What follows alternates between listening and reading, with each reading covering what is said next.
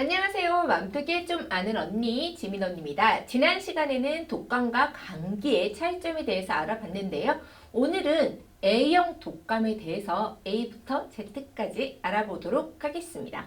자, 우선 A형 독감이란 무엇인가? 독감 바이러스는요, 인플루엔자 A, B, C 세 가지 종류가 있습니다. 하지만 사람에게 바이러스를 일으키는 종류는 A와 B 두 가지 종류라고 하죠. B형은 변이가 많지 않고요. 하지만 A형은 변이가 굉장히 많고 전염력이 굉장히 강하다고 합니다. A형 독감은 주로 12월부터 2월까지 유행을 하죠. 따라서 9월부터 11월 사이에 예방접종을 반드시 하는 것이 중요하겠죠. B형 독감의 경우에는요, 봄철인 3월부터 5월 사이에 유행한다고 합니다. A형 독감을 내가 치렀다고 해서 B형 독감에 걸리지 않는 게 아니라고 합니다. 따라서 A형 독감 예방접종을 했어도 B형 독감 예방접종도 하시는 것이 중요합니다.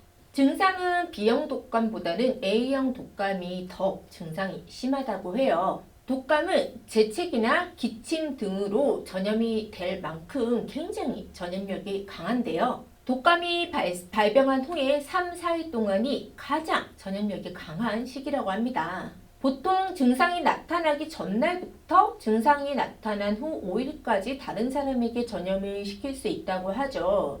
따라서 독감에 걸렸다면 진단 후 약 일주일 동안은 학교나 교육기관, 어린이집, 유치원은 가지 않는 것이 좋습니다. 그리고 다시 기관에 가기 전에는 병원에서 완치 판정서를, 소견서를 받아서 가시는 것이 좋겠죠.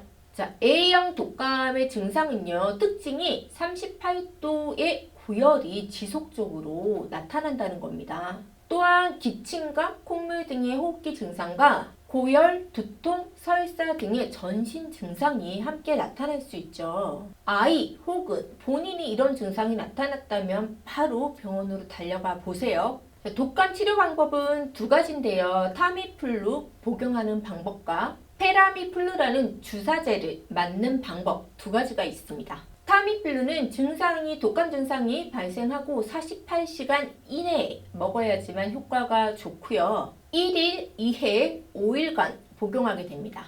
이때 주의할 점은요, 증상이 좋아졌다고 해서 복용을 중단하면 안 된다는 겁니다. 반드시 제 시간에 약을 복용하는 것이 좋고요. 만약에 제 시간에 약을 복용하지 않았다면 다음 복용 시간이 2시간 정도 남았다면 바로 빨리 약을 재복용하시면 됩니다. 만약 가족 중에 누군가 독감이 걸렸다면 예방을 위해서 타미플루를 복용할 수 있습니다. 이때는 1일, 1회, 10일간 타미플루를 복용을 하시면 되는데요. 이 경우에는 예방이기 때문에 보험 적용이 되지 않습니다.